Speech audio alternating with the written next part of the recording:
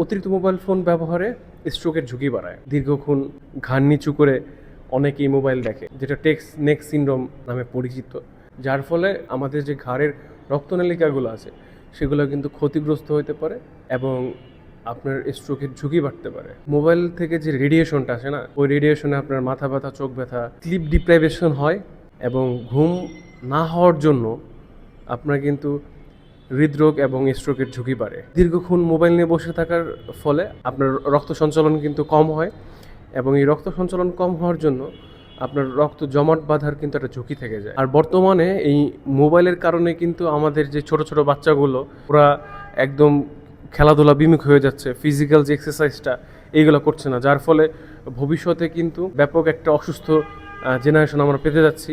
So এখনই এই বিষয়গুলো নিয়ে ভাবার সময়, বিশেষ করে যারা গার্জিয়ান আছেন তারা চেষ্টা করবেন যতটা সম্ভব বাচ্চাকে মোবাইল ফোন না দিয়ে যেভাবে আসলে তাকে খাবার খাওয়ানো বা মেনটেন করা যায়। কিন্তু বর্তমানে আমি দেখতেছি বাচ্চা বাচ্চা হইলে তাকে কার্টুন দিয়ে বসায় দেয় যে হ্যাঁ বাচ্চা কার্টুন দেখে, এবং ওই যে অভ্যাস ওর জন্য চোখে সমস্যা হয়, মানসিক বিকারগ্রস্ত হয়ে যায় এবং তার অ্যাগ্রেসিভনেস চলে আসে ভিতরে।